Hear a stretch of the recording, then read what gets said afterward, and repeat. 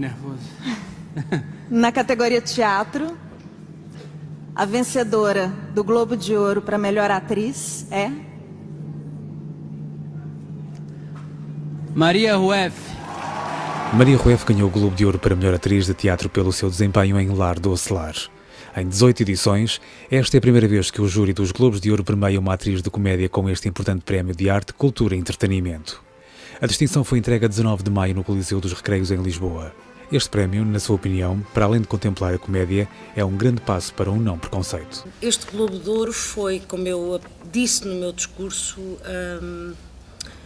um grande passo no sentido do não preconceito. Eu lembro-me quando entrei no conservatório que a comédia ainda era uma coisa muito mal amada, muito aparente, pobre das artes. E digamos que o que este prémio, para além de contemplar a comédia, eu diria que se cumpriu o teto do Teatro Nacional. O Teatro Nacional tem no teto escrito farsa, drama, tragédia e comédia. E ainda há muito poucos os criadores da minha área, encenadores e atores, que continuam nessa coisa de que a comédia é aparente pobre. E, portanto, eu acho que foi um prémio simbólico nesse sentido, para se perceber de vez que não só é uma arte tão nobre quanto, como é muito difícil de fazer, porque quase que está ao nível do dom natural, não é? Há aqui uma equação química qualquer que provoca riso nos outros e que não se domina, mas à parte disso tem uma técnica imensíssima, um trabalho de composição imenso, e eu acho que foi isso o mais simbólico e o mais importante neste prémio, por um lado. Por outro lado, esta insistência última de que não há mulheres comediantes ou que há poucas humoristas, ou se bem que o humorista é diferente de um ator comediante, mas eu, no meu caso, que acumulo, digamos assim, as duas funções, é também muito simbólico no sentido de algumas mulheres que estão a lidar com essa dificuldade de dar os primeiros passos na comédia, que se mantém essencialmente na mão dos homens. Isto também serve de ânimo e de impulso, que é possível. Disse na altura que a distinção foi entregue a uma muito orgulhosa e assumida comediante. Que mensagem pretendeu transmitir com estas palavras? Obviamente que sou uma atriz e sou uma atriz formada, como aliás todas as minhas colegas que estavam nomeadas, da qual eu sou espectadora atenta.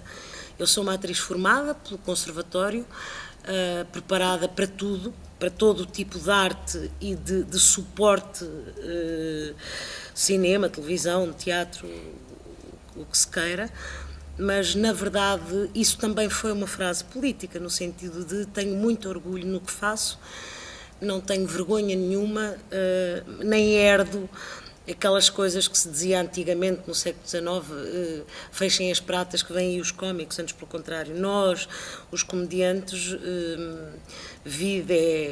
Herman, Ricardo Araújo Pereira, outros, somos até pessoas bem mais sérias, se calhar, do que alguns que não fazem comédia. Agradeceu à sua produtora o facto de ter apostado numa comédia original feita em português. Foi de alguma forma um recado para os nossos governantes e empresários de espetáculo? É um recado que, na altura em que se fala do corte de subsídios, embora eu nunca tenha participei em algumas peças de companhias subsidiadas, como por exemplo a Cornucópia, o São Luís, etc., mas nunca dependi grandemente de subsídios.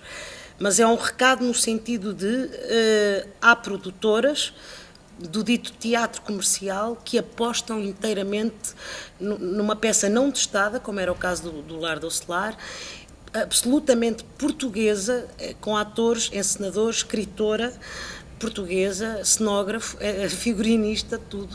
Portanto, isso deveria ser, na verdade, uma obrigação quase do Estado, não é? Pôr a mexer, fazer esse serviço público, da mesma forma como eu acho e defendo que a RTP deve ter essa função.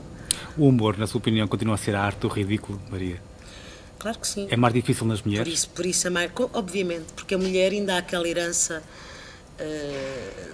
não só salazarenta, como uma herança muito deixada pela Igreja Católica, que é profundamente absurdo, porque a Igreja tem e tinha um ritual durante a Páscoa, que em algumas aldeias portuguesas ainda existe, e na altura do Carnaval, de se ir para trás de algumas moitas, ou nas próprias igrejas se brincava, ou se caricaturava algumas figuras mais que precisavam de ser alfinetadas da terra. Portanto, mas esta coisa de que o humor, ou de que rir, como dizia o Essa, uma senhora não ri dilatadamente, todas essas pequeninas coisas está no subconsciente coletivo da nossa sociedade ainda. Portanto, é muito difícil conceber que uma senhora se mascara ou apareça desfigurada, ou de bigode, ou com tiques, ou feia.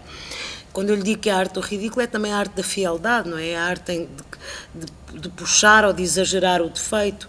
Isso, por norma, não é assim muito bem visto numa senhora.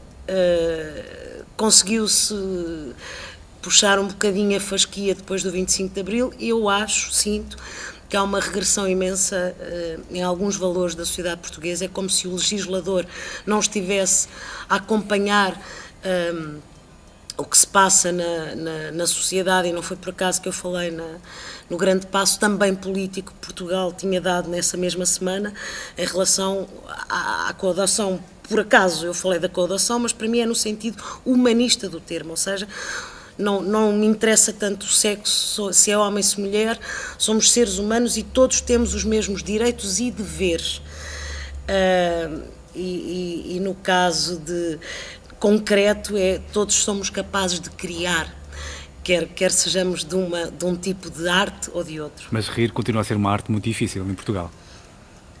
Os portugueses sempre foram muito bons de rir, e os portugueses sempre tiveram um grande sentido de humor. Toda a nossa música tradicional, todo o nosso folclore, todos os nossos criadores, basta lembrar-lhe Bordalo, são por excelência grandes humoristas.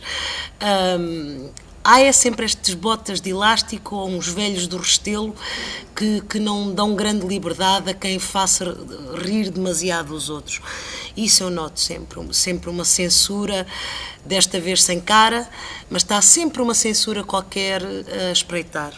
E hoje em dia a censura não vem exatamente de onde se espera, lá está, não necessariamente da Igreja, não necessariamente da dita direita, mas às vezes até de quem é suposto ter os horizontes mais abertos e que infelizmente por razões económicas, porque eu acho que é hoje o grande censor, são os grupos económicos, não permite assim que levantemos muito o voo. Alguma vez sentiu que passou dos limites enquanto humorista? Há colegas meus que acham que o humor não tem limites. Eu acho que tem. Quer dizer, o limite é sempre o bom senso de cada humorista, obviamente. A única coisa que me rege, eu não sou muito fã de brincar com morte, de brincar com doenças, porque não me faz rir a mim, Maria. E faço sempre o exercício, se fosse comigo, até onde é que eu me riria? Claro que às vezes as pessoas magoam-se ou ferem-se, às vezes até coisas que nós não estávamos a querer atacar ou alfinetar. A caricatura é sempre um exagero da realidade, e há pessoas que não aguentam essa sua rir de si próprio, não é? É como, brincando com o Júlio Isidro, imagine se ele não tivesse a capacidade de encaixe de saber que tem um nariz grande. Há pessoas que não têm essa capacidade de rir do seu defeito, nem é tanto defeito, característica. E isso, infelizmente, eu não posso, ao retratar a característica de tantas pessoas, e nunca é de forma moralista, porque eu não me sinto superior a ninguém, pelo contrário, tenho quilos de defeitos, mas às vezes ao espelhar a característica de algumas pessoas, essas pessoas podem ferir-se sem que eu queira feri-las. Mas a Maria lida bem com a crítica? Eu lido bem com a crítica desde que seja feita de forma inteligente, ou seja, isso resulta construtivamente. Se brincarem comigo pelos meus gestos exagerados, por ser fumadora, por ser, obviamente que acho graça. Se me socarem só por vontade de socar, como eu sei que há algumas zonas de comédia com as quais eu não concordo todo, que é chamar A ou B ou C, apontar para a sua opção sexual. Não, acho isso, nem me dá vontade de rir, nem entendo esse tipo de graça, ou apontar para um problema de doença. Tudo isso para mim não é humor.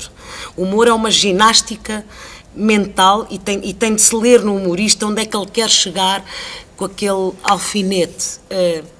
Socar só por socar não faz rir ninguém. Estar de regresso à cidade do Porto e ao Teatro Sá da Bandeira com o Lar do Acelar. Tem um grande sabor saber que esta peça, mais uma vez contra o preconceito, foi nomeada e bastou a nomeação.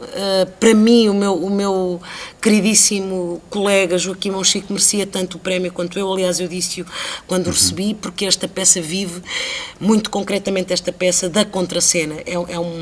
É um trabalho absolutamente a dois, desde a sua adaptação do texto até ao final, até à maneira como nós gerimos as gargalhadas todas as noites. E, portanto, voltar a esta sala que nos recebeu um mês esgotando-a, aplaudindo-nos de pé, atirando-nos flores, que era uma coisa que eu acho lindíssimo, mas uma das coisas que se perdeu no teatro, essa maneira de amar os atores, é muito, muito bom. Portanto, espero que nos voltem a dar o prazer de estar aqui, porque é para vocês que cá estamos. Mas, no fundo, e para concluirmos, qual é o grande segredo e a grande mensagem desta peça? É a amizade. É a amizade, por isso é que eu acabei o meu discurso como, para mim, teatro é contracena, no sentido de partilha, não é? É a amizade. O que fica no fim, nos últimos 100 metros de vida, a única coisa que conta é o património afetivo que nós levamos. E há muita gente que no fim sai a rir, mas também comovido da relação de amizade destas duas, que no fundo, mesmo picando-se uma com a outra, no fundo não passam uma sem a outra. E a ideia é essa, de que os amores, as paixões, tudo isso passa um bocadinho. Agora, as amizades fortes ficam até ao fim. Maria Rueff e Joaquim Monchique vão estar até ao próximo dia 23 de junho no Teatro Sá da Bandeira, no Porto, com a peça Lar do Acelar.